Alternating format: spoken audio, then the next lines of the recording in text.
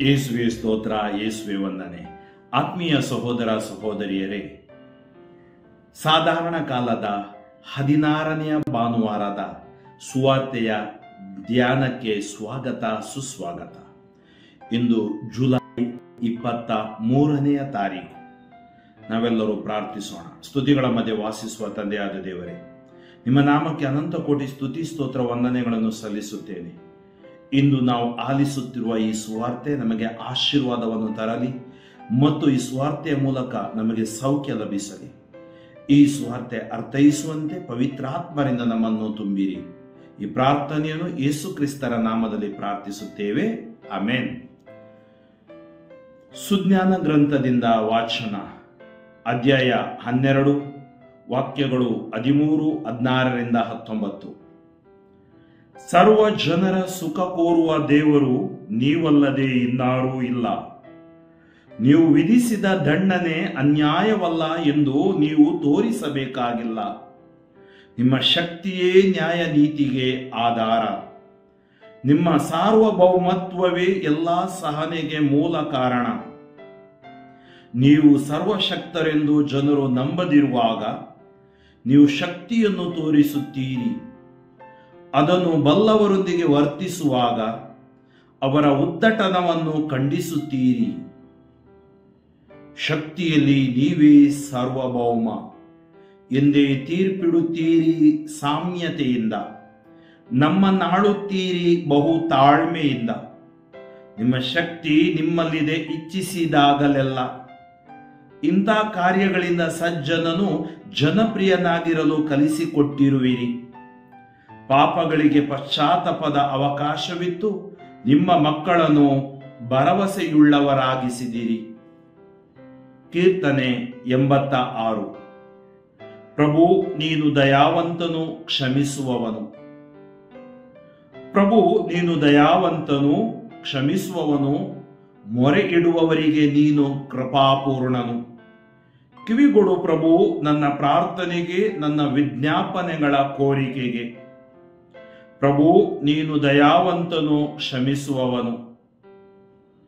ಬರುವು ನೀನು ಉಂಟು ಮಾಡಿದ ಸಕಲ ಜನಾಂಗಗಳು ನಿನ್ನ ನಾಮವನ್ನು ಘನಪಡಿಸಲು ನಿನಗೆ ಅಡ್ಡ ಬೀಳಲು. ಪ್ರಭು ನೀನೊಬ್ಬನೇ ದೇವನು, ಅದ್ಭುತಶಾಲಿ, ಮಹೋನ್ನತನು. ಪ್ರಭು ನೀನು ದಯಾವಂತನು, ಕ್ಷಮಿಸುವವನು. ಪ್ರಭು ನೀ ದಯಾಳು, ದೇವ ನೀ ಕರುಣಾಮೂರ್ತಿ. ಸಹನಶೀಲನು, ಸತ್ಯ ಸ್ವರೂಪಿ, ಪ್ರೇಮಮೂರ್ತಿ, ಕಟಾಕ್ಷವಿಟ್ಟು ಕರುಣಿಸೆನ್ನನು. ನೀನು ದಯಾವಂತನು, ಕ್ಷಮಿಸುವವನು. ರೋಮನ್ನರಿಗೆ ಬರೆದ ಪತ್ರದಿಂದ ವಾಚನ, ಅಧ್ಯಾಯ 8, ವಾಕ್ಯಗಳು 26ರಿಂದ 28. ಸಹೋದರರೇ, ಪವಿತ್ರಾತ್ಮರೂ ಸಹ ನಮ್ಮ ದೌರ್ಬಲ್ಯದಲ್ಲಿ ನೆರವು ನೀಡುತ್ತಾರೆ. ಹೇಗೆ ಪ್ರಾರ್ಥಿಸಬೇಕು, ಯಾವುದಕ್ಕಾಗಿ ಪ್ರಾರ್ಥಿಸಬೇಕು ಎಂಬುದನ್ನು ನಾವು ತಿಳಿಯದವರು. ಪವಿತ್ರಾತ್ಮರೇ ಮಾತಿಗೆಟುಕದ ರೀತಿಯಲ್ಲಿ ಆತ್ಮಧ್ವನಿಯಿಂದ ನಮ್ಮ ಪರವಾಗಿ ದೇವರಲ್ಲಿ ವಿಜ್ಞಾಪಿಸುತ್ತಾರೆ. ಅಂತರಂಗಗಳನ್ನು ಈಕ್ಷಿಸುವ ದೇವರು ಪವಿತ್ರಾತ್ಮರ ಇಂಗಿತವೇನೆಂದು ಬಲ್ಲರು. ಏಕೆಂದರೆ ದೇವರ ಚಿತ್ತದ ಪ್ರಕಾರವೇ ಪವಿತ್ರಾತ್ಮರು ದೇವ ಜನರಿಗಾಗಿ ಭಿನ್ನವಿಸುತ್ತಾರೆ. ಘೋಷಣೆ, ಅಲ್ಲೆಲುಯ್ಯ, ಅಲ್ಲೆಲುಯ್ಯ. ಸರ್ವೇಶ್ವರ ಅಪ್ಪಣೆಯಾಗಲಿ, ತಮ್ಮ ದಾಸ ಕಾದಿದ್ದಾನೆ. ನಿತ್ಯ ಜೀವವನ್ನೀಯುವ ನುಡಿ ಇರುವುದು ತಮ್ಮಲ್ಲೇ, ಅಲ್ಲೆಲುಯ್ಯ. ಶುಭ ಸಂದೇಶ. ಮತ್ತಾಯನ ಶುಭ ಸಂದೇಶ, ಅಧ್ಯಾಯ 13, ವಾಕ್ಯಗಳು 24ರಿಂದ 43. ಆ ಕಾಲದಲ್ಲಿ ಯೇಸು ಜನರಿಗೆ ಈ ಸಾಮತಿಯನ್ನು ಹೇಳಿದರು. ಸ್ವರ್ಗ ಸಾಮ್ರಾಜ್ಯವು ತನ್ನ ಹೊಲದಲ್ಲಿ ಒಳ್ಳೆಯ ಗೋಧಿಯನ್ನು ಬಿತ್ತಿದ ರೈತನನ್ನು ಹೋಲುತ್ತದೆ. ಒಂದು ರಾತ್ರಿ ಎಲ್ಲರೂ ನಿದ್ರಿಸುತ್ತಿರುವಾಗ ಅವನ ವೈರಿ ಬಂದು ಗೋಧಿಯ ನಡುವೆ ಕಳೆಗಳನ್ನು ಬಿತ್ತಿ ಹೋದ. ಗೋಧಿ ಬೆಳೆದು ತೆನೆ ಬಿಟ್ಟಾಗ ಕಳೆ ಬೆಳೆದಿರುವುದು ಗೋಚರವಾಯಿತು. ಆಗ ಆಳುಗಳು ತಮ್ಮ ಯಜಮಾನನ ಬಳಿಗೆ ಬಂದು, ಸ್ವಾಮಿ, ನಿಮ್ಮ ಹೊಲದಲ್ಲಿ ಬಿತ್ತಿದ್ದು ಉತ್ತಮವಾದ ಗೋಧಿ ಅಲ್ಲವೇ? ಜೊತೆಗೆ ಕಳೆಯೂ ಕಾಣಿಸಿಕೊಂಡಿದೆಯಲ್ಲ, ಅದೆಲ್ಲಿಂದ ಬಂತು ಎಂದರು. ಯಜಮಾನ, ಇದು ನನ್ನ ವೈರಿ ಮಾಡಿರುವ ಕೆಲಸ ಎಂದ. ಹಾಗಾದರೆ ಕಳೆಯನ್ನು ಕಿತ್ತು ಹಾಕೋಣವೇ ಎಂದರು ಆಳುಗಳು. ಅದಕ್ಕೆ ಯಜಮಾನ, ಬೇಡ ಬೇಡ, ಕಳೆಯನ್ನು ಕೀಳುವಾಗ ಗೋಧಿಯನ್ನು ಕಿತ್ತು ಬಿಟ್ಟೀರಿ. ಸುಗ್ಗಿಯವರೆಗೆ ಎರಡೂ ಒಟ್ಟಿಗೆ ಬೆಳೆಯಲಿ. ಸುಗ್ಗಿಯ ಕಾಲದಲ್ಲಿ ಮೊದಲು ಕಳೆ ಕಿತ್ತು ಸುಟ್ಟು ಹಾಕಲು ಕಟ್ಟಿಡಿ. ಬಳಿಕ ಗೋಧಿಯನ್ನು ಒಕ್ಕಣೆ ಮಾಡಿ ನನ್ನ ಕಣಜಕ್ಕೆ ತುಂಬಿರಿ ಎಂದು ಕೊಯ್ಲುಗಾರರಿಗೆ ಹೇಳುತ್ತೇನೆ ಎಂದ. ಯೇಸು ಸ್ವಾಮಿ ಇನ್ನೊಂದು ಸಾಮತಿಯನ್ನು ಹೇಳಿದರು. ಸ್ವರ್ಗ ಸಾಮ್ರಾಜ್ಯ ಒಂದು ಸಾಸಿವೆ ಕಾಳನ್ನು ಹೋಲುತ್ತದೆ. ಈ ಕಾಳನ್ನು ತೆಗೆದುಕೊಂಡು ಹೋಗಿ ರೈತ ತನ್ನ ಹೊಲದಲ್ಲಿ ಬಿತ್ತಿದ. ಕಾಳುಗಳಲ್ಲಿ ಅತಿ ಸಣ್ಣದಾದ ಇದನ್ನು ಬಿತ್ತಿದಾಗ ಎಲ್ಲಾ ಸಸ್ಯಗಳಿಗಿಂತಲೂ ದೊಡ್ಡದಾಗಿ ಬೆಳೆದು ಮರವಾಗುತ್ತದೆ. ಆಕಾಶದಲ್ಲಿ ಹಾರಾಡುವ ಹಕ್ಕಿಗಳು ಬಂದು ಇದರ ರೆಂಬೆಗಳಲ್ಲಿ ಗೂಡು ಕಟ್ಟಿ ವಾಸಿಸುತ್ತವೆ. ಯೇಸು ಸ್ವಾಮಿ ಮತ್ತೊಂದು ಸಾಮರ್ಥ್ಯವನ್ನು ಜನರಿಗೆ ಹೇಳಿದರು. ಸ್ವರ್ಗ ಸಾಮ್ರಾಜ್ಯ ಹುದುಗೆಬ್ಬಿಸುವ ಹುಳಿಯನ್ನು ಹೋಲುತ್ತದೆ. ಅದನ್ನು ಒಬ್ಬಾಕೆ ತೆಗೆದುಕೊಂಡು 3 ಸೇರು ಹಿಟ್ಟಿನಲ್ಲಿ ಕಲಸಿದಳು. ಆ ಹಿಟ್ಟೆಲ್ಲ ಹುಳಿಯಾಯಿತು. ಇದೆಲ್ಲವನ್ನು ಯೇಸು ಸ್ವಾಮಿ ಜನರಿಗೆ ಸಾಮರ್ಥಿಗಳ ರೂಪದಲ್ಲಿ ಹೇಳಿದರು. ಸಾಮರ್ಥಿಗಳಿಲ್ಲದೆ ಅವರಿಗೆ ಏನನ್ನೂ ಬೋಧಿಸುತ್ತಿರಲಿಲ್ಲ. ಸಾಮರ್ಥಿಗಳಲ್ಲೇ ಬೋಧಿಸುವೆನು, ಲೋಕಾದಿಯಿಂದ ರಹಸ್ಯವಾದವುಗಳನ್ನು ಬಯಲುಗೊಳಿಸುವೆನು ಎಂದು ದೇವರು ಪ್ರವಾದಿಯ ಮುಖಾಂತರ ತಿಳಿಸಿದ್ದ ಪ್ರವಚನವನ್ನು ಯೇಸು ಹೀಗೆ ನೆರವೇರಿಸಿದರು. ಯೇಸು ಸ್ವಾಮಿ ಜನರನ್ನು ಬೀಳ್ಕೊಟ್ಟು ಮನೆಗೆ ಬಂದರು. ಶಿಷ್ಯರು ಅವರ ಬಳಿಗೆ ಬಂದು, ಹೊಲದಲ್ಲಿ ಬಿತ್ತಲಾದ ಕಳೆಗಳ ಸಾಮರ್ಥ್ಯವನ್ನು ನಮಗೆ ವಿವರಿಸಿರಿ ಎಂದು ಕೇಳಿಕೊಂಡರು. ಅದಕ್ಕೆ ಯೇಸು, ಒಳ್ಳೆಯ ಗೋಧಿಯನ್ನು ಬಿತ್ತುವವನು ಎಂದರೆ ನರಪುತ್ರನು. ಹೊಲವೇ ಈ ಲೋಕ. ಒಳ್ಳೆಯ ಕಾಳುಗಳೇ ಶ್ರೀ ಸಾಮ್ರಾಜ್ಯದ ಮಕ್ಕಳು, ಕಳೆಗಳೇ ಕೇಡಿಗನ ಮಕ್ಕಳು. ಆ ಕಳೆಗಳನ್ನು ಬಿತ್ತಿದ ವೈರಿಯೇ ಪಿಚಾಚಿ, ಸುಗ್ಗಿಯೇ ಕಾಲಾಂತ್ಯ, ಕೊಯ್ಲುಗಾರರೇ ದೇವದೂತರು. ಕಳೆಗಳನ್ನು ಕಿತ್ತು ಬೆಂಕಿಯಲ್ಲಿ ಸುಟ್ಟು ಹಾಕಿದಂತೆ ಕಾಲಾಂತ್ಯದಲ್ಲೂ ನಡೆಯುವುದು.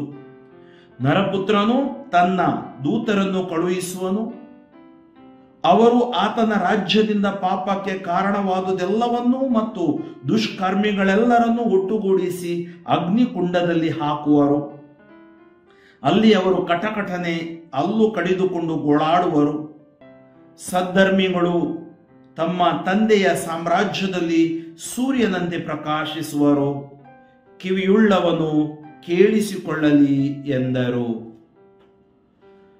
ಪ್ರಭು ಯೇಸುವಿನಲ್ಲಿ ಆತ್ಮೀಯ ಸಹೋದರ ಸಹೋದರಿಯರೇ, ಕಳೆದ ಭಾನುವಾರ ಬಿತ್ತುವವನ ಸಾಮರ್ಥ್ಯವನ್ನು ನಾವು ಆಲಿಸಿದೆವು. ಈ ಭಾನುವಾರ ಗೋಧಿ ಮತ್ತು ಕಳೆ ಹಾಗೂ ಸಾಸಿವೆ ಕಾಳು ಮತ್ತು ಹುದುಗೆಬ್ಬಿಸುವ ಹುಳಿ, ಇದರ ಕುರಿತು ನಾವು ಆಲಿಸುತ್ತೇವೆ. ಚಿತ್ರಣ ಸ್ಪಷ್ಟವಾಗಿದೆ. ದೇವರ ವಾಕ್ಯದಂತೆ ನಾವು ಜೀವಿಸದೇ ಇದ್ದರೆ ನಾವು ಬಿದ್ದು ಹೋಗುತ್ತೇವೆ. ತೀರ್ಪು ಇಡುವ ಅಧಿಕಾರ ದೇವರಿಗಿದೆ. ದೇವರು ನ್ಯಾಯವನ್ನು ಖರೆಯಾಗಿ ತೀರಿಸುವರು. ಆ ನ್ಯಾಯ ತೀರಿಸುವಾಗ ಏನಾಗುತ್ತೆ? ಏಕೆಂದ್ರೆ ಈ ಲೋಕದಲ್ಲಿ ಒಳ್ಳೆಯವರು ಇದ್ದಾರೆ, ಕೆಟ್ಟವರು ಇದ್ದಾರೆ, ಕೆಡುಕುತನ ಮಾಡುವವರು ಇದ್ದಾರೆ. ಇಬ್ಬರು ಹೇಗೆ ಗೋಧಿ ಮತ್ತು ಕಳೆ ಬೆಳೆಯುತ್ತೆ, ಅಂತಿಮ ದಿನ ತನಕ ಬೆಳೆಯುತ್ತಾರೆ. ಅವರು ಇರಬಹುದು 70, 80, 100 ವರ್ಷನೂ ಬಾಳಬಹುದು. ಅದು ದೇವರ ಮುಂದೆ ಲೆಕ್ಕಕ್ಕೆ ಬರೋಲ್ಲ. ನ್ಯಾಯ ತೀರ್ಪಿಗೆ ಒಳಗಾದಾಗ ಏನಾಗುತ್ತೆ? ಯೇಸು ಸ್ವಾಮಿ ಇವತ್ತು ನಮಗೆ ಕೊನೆಯ ಆ ಮಾತಿನಲ್ಲಿ ಹೇಳಿದರು.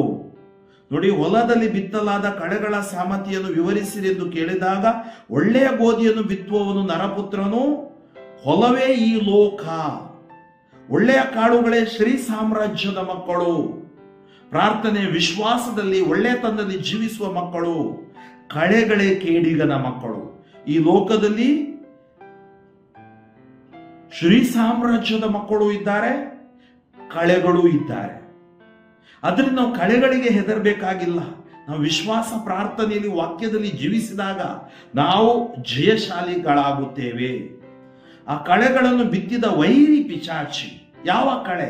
ದ್ವೇಷ, ಮತ್ಸರ, ಅಹಂಕಾರ, ಹೊಟ್ಟೆ ಕಿಚ್ಚು, ಜಗಳ, ವೈಷಮ್ಯ, ಜಾತಿ, ಮತ, ಅಸೂಯೆ ಇವೆಲ್ಲವನ್ನು ಬಿತ್ತುತ್ತಾನೆ. ಅನೈತಿಕತೆ, ಅಕ್ರಮ, ಅನ್ಯಾಯ ಇವೆಲ್ಲವನ್ನು ಬಿತ್ತುತ್ತಾನೆ. ನೀವು ರೋಮನ್ನರಿಗೆ ಬರೆದ ಪತ್ರಿಕೆಯಲ್ಲಿ 1ನೇ ಅಧ್ಯಾಯ 18ರಿಂದ 32 ಓದಿದಾಗ ನಿಮಗೆ ಗೊತ್ತಾಗುತ್ತೆ ಏನೆಲ್ಲ ಬಿತ್ತುತ್ತಾನೆ ಎಂಬುದಾಗಿ. ಇವತ್ತು ಏನು ಯೇಸು ಸ್ವಾಮಿ ಕೂಡ ಹೇಳ್ತಾ ಇದ್ದಾರೆ, ಏನು ಬಾಯಿಂದ ಹೊರಗಡೆ ಬರುತ್ತೆ ಅದು ಮನುಷ್ಯನನ್ನು ನಾಶ ಮಾಡುತ್ತೆ. ಕೆಟ್ಟ ಹೊಲಸು ಮಾತುಗಳು, ಬೈಗುಳಗಳು, ಅಪಮಾನಗಳು, ಅಕ್ರಮಗಳು, ಸುಳ್ಳುಗಳು ಇವೆಲ್ಲ ಮನುಷ್ಯನನ್ನು ನಾಶ ಮಾಡ್ತವೆ. ಇದು ಪಿಶಾಚಿ ಮಾಡುವ ಕೃತ್ಯ. ಸುಗ್ಗಿಯ ಕಾಲಾಂತ್ಯ. ಕೊಯ್ಲುಗಾರರೇ ದೇವದೂತರು ಕಳೆಗಳನ್ನು ಕಿತ್ತು ಬೆಂಕಿಯಲ್ಲಿ ಸುಟ್ಟು ಹಾಕಿದಂತೆ, ಅಂದರೆ ಆ ಕಳೆಗಳು ಪಿಶಾಚಿಯ ಕೃತ್ಯ ಮಾಡುವವರಿಗೆ ನರಪುತ್ರನು ತನ್ನ ದೂತರನ್ನು ಕಳುಹಿಸುವನು. ಅವರು ಆತನ ರಾಜ್ಯದಿಂದ ಪಾಪಕ್ಕೆ ಕಾರಣವಾದುದೆಲ್ಲವನ್ನು ಮತ್ತು ದುಷ್ಕರ್ಮಿಗಳೆಲ್ಲರನ್ನು ಒಟ್ಟುಗೂಡಿಸಿ ಅಗ್ನಿಕುಂಡದಲ್ಲಿ ಹಾಕುವರು. ಅನೇಕ ಬಾರಿ ಸೈತಾನ ಅಥವಾ ನರಕ ನಾವು ನೋಡುವಾಗ ಅಗ್ನಿಕುಂಡವನ್ನು ನೋಡ್ತೀವಿ. ಈ ಅಗ್ನಿಕುಂಡದಲ್ಲಿ ಇಂಥವರನ್ನು ಅಂದರೆ ದುಷ್ಕರ್ಮಿಗಳನ್ನು ಅಥವಾ ಕಳೆಗಳನ್ನು ಹಾಕುವರು. ಅಲ್ಲಿ ಏನಾಗುವುದು? ಕಟಕಟನೆ ಹಲ್ಲು ಕಡಿದುಕೊಂಡು ಗೋಳಾಡುವರು. ಸದ್ಧರ್ಮಿಗಳು ತಂದೆಯ ಸಾಮ್ರಾಜ್ಯದಲ್ಲಿ ಸೂರ್ಯನಂತೆ ಪ್ರಕಾಶಿಸುವರು. ಅದರಿಂದ ಮೊದಲನೇ ವಾಚನದಲ್ಲಿ ನೀವು ಗಮನಿಸಿದ್ದೇ ಆದರೆ ಸುಜ್ಞಾನ ಗ್ರಂಥದಿಂದ ನೋಡಿ, ದೇವರ ದಂಡನೆ ಅಥವಾ ದೇವರ ನ್ಯಾಯ ತೀರ್ಪು ಅದು ಸರಿಯಾದುದು. ಅದರ ಮೇಲೆ ಯಾರು ವಾದ ಮಾಡಲಿಕ್ಕೆ ಸಾಧ್ಯವಿಲ್ಲ. ಸರ್ವ ಜನರ ಸುಖ ಕೋರುವ ದೇವರು ನೀವಲ್ಲದೆ ಇನ್ನಾರು ಇಲ್ಲ. ದೇವರು ಎಲ್ಲರ ಸುಖವನ್ನು ಕೋರ್ತಾರೆ, ಯಾಕಂದ್ರೆ ಅವರು ಪ್ರೀತಿ ಸ್ವರೂಪಿ. ವಿಧಿಸಿದ ದಂಡನೆ ಅನ್ಯಾಯವಲ್ಲ. ನೋಡಿ, ದೇವರು ಒಂದು ವೇಳೆ ದಂಡನೆ ನನಗೆ ನಿಮಗೆ ವಿಧಿಸಿದರೆ ಅದು ಅನ್ಯಾಯವಲ್ಲ. ಕಾರಣ ನೀವು ಅನ್ಯಾಯವಲ್ಲ ಅಂತೇಳಿ ಯಾರಿಗೂ ತೋರಿಸಬೇಕಾಗಿಲ್ಲ. ನಿಮ್ಮ ಶಕ್ತಿಯೇ ನ್ಯಾಯ ನೀತಿಗೆ ಆಧಾರ. ನಿಮ್ಮ ಸಾರ್ವಭೌಮತ್ವವೇ ಎಲ್ಲ ಸಹನೆಗೆ ಮೂಲ ಕಾರಣ. ನೀವು ಸರ್ವಶಕ್ತರೆಂದು ಜನರು ನಂಬದಿರುವಾಗ ನೀವು ಶಕ್ತಿಯನ್ನು ತೋರಿಸುತ್ತೀರಿ. ಅದನ್ನು ಬಲ್ಲವರೊಂದಿಗೆ ವರ್ತಿಸುವಾಗ ಅವರ ಉದ್ದಟತನವನ್ನು ಖಂಡಿಸುತ್ತೀರಿ. ಶಕ್ತಿಯಲ್ಲಿ ನೀವೇ ಸಾರ್ವಭೌಮ, ಶಕ್ತಿಯಲ್ಲಿ ನೀವೇ ಸಾರ್ವಭೌಮ ಎಂದೇ ತೀರ್ಪಿಡುತ್ತೀರಿ. ಸಾಮ್ಯತೆಯಿಂದ ನಮ್ಮನ್ನು ಆಳುತ್ತೀರಿ, ಬಹಳ ತಾಳ್ಮೆಯಿಂದ. ನೋಡಿ, ದೇವರು ಬಹಳ ತಾಳ್ಮೆ ವಹಿಸುತ್ತಾರೆ. ನಿಮ್ಮ ಶಕ್ತಿ ನಿಮ್ಮಲ್ಲಿದೆ, ಇಚ್ಛಿಸಿದಾಗಲೆಲ್ಲ ಇಂಥ ಕಾರ್ಯಗಳಿಂದ ಸಜ್ಜನನು ಜನಪ್ರಿಯನಾಗಿರಲು ಕಲಿಸಿಕೊಟ್ಟಿರುವಿರಿ. ನೋಡಿ, ಒಳ್ಳೆಯ ಕಾರ್ಯಗಳಿಂದ ಜನಪ್ರಿಯನಾಗಲು ಕಲಿಸಿಕೊಟ್ಟಿರುವಿರಿ. ಪಾಪಗಳಿಗೆ ಪಶ್ಚಾತ್ತಾಪದ ಅವಕಾಶವಿತ್ತು ನಿಮ್ಮ ಮಕ್ಕಳಿಗೆ ಭರವಸೆಯುಳ್ಳವನ್ನರಾಗಿಸಿದಿರಿ. ಅಂದರೆ ನಾವು ಪಾಪಗಳನ್ನು ಒಪ್ಪಿಕೊಂಡಾಗ ನಮಗೆ ಭರವಸೆ ಇದೆ. ಇನ್ನಿದೆ ಎರಡನೇ ವಾಚನ. ಎರಡು ವಾಚನಗಳಿಗೂ ನಾವು ಹೇಗೆ ಬಾಳಬೇಕು ಅದರ ಕುರಿತು ಬಹಳ ಸ್ಪಷ್ಟವಾಗಿ ಯೇಸು ಹೇಳ್ತಾರೆ. ನಮಗೆ ಸಂತ ಪೌಲರು ಹೇಳ್ತಾರೆ, ರೋಮನ್ನರಿಗೆ ಬರೆದ ಪತ್ರಿಕೆ 8ನೇ ಅಧ್ಯಾಯ 26, 27 ಈ ಎರಡು ವಾಕ್ಯಗಳು ಮಾತ್ರ ನಾವು ಅದನ್ನು ಓದಿದೆವು. ಆ ವಾಕ್ಯಗಳು ಹೀಗಿವೆ: ಸಹೋದರರೇ, ನಾವೆಲ್ಲರೂ ದುರ್ಬಲರು, ನಾವು ಕಳೆಗಳಾಗೋದು ಬೇಡ. ಪಾಪ ಸ್ವಭಾವ ಇರಬಹುದು, ಬಲಹೀನತೆ ಇರಬಹುದು, ಬಿದ್ದು ಹೋಗುವುದು ಬೇಡ. ಅಲ್ಲಿಂದ ಎದ್ದು ಯೇಸುವಿಗಾಗಿ ಸಾಕ್ಷಿಯಾಗಬೇಕು. ಸಹೋದರರೇ, ಪವಿತ್ರಾತ್ಮರು ಸಹ ನಮ್ಮ ದೌರ್ಬಲ್ಯದಲ್ಲಿ ನೆರವು ನೀಡುತ್ತಾರೆ. ನಾವು ಅನಾಥರಲ್ಲ. ನಮಗೆ ದೇವರು ತಮ್ಮ ಪವಿತ್ರ ಆತ್ಮರನ್ನು ಕರುಣಿಸಿದ್ದಾರೆ. ಪವಿತ್ರ ಆತ್ಮರು ನಮಗೆ ನೆರವು ನೀಡುತ್ತಾರೆ. ಹೇಗೆ ಪ್ರಾರ್ಥಿಸಬೇಕು, ಯಾವುದಕ್ಕಾಗಿ ಪ್ರಾರ್ಥಿಸಬೇಕು ಎಂಬುದನ್ನು ನಾವು ತಿಳಿಯದವರು. ಪವಿತ್ರಾತ್ಮರೇ ಮಾತಿಗೆಟುಕದ ರೀತಿಯಲ್ಲಿ ಆತ್ಮಧ್ವನಿಯಿಂದ ನಮ್ಮ ಪರವಾಗಿ ದೇವರಲ್ಲಿ ವಿಜ್ಞಾಪಿಸುತ್ತಾರೆ. ನಾವೇನ್ ಮಾಡಬೇಕು? ನಾವು ಇದೇನಾಗಬೇಕು? ನಾವು ನಮ್ಮನ್ನೇ ದೇವರಿಗೆ ಸಮರ್ಪಿಸಿಕೊಡ್ಬೇಕು. We have to surrender ourselves to God and we have to read the word of God. ದೇವರ ವಾಕ್ಯ ಓದಬೇಕು.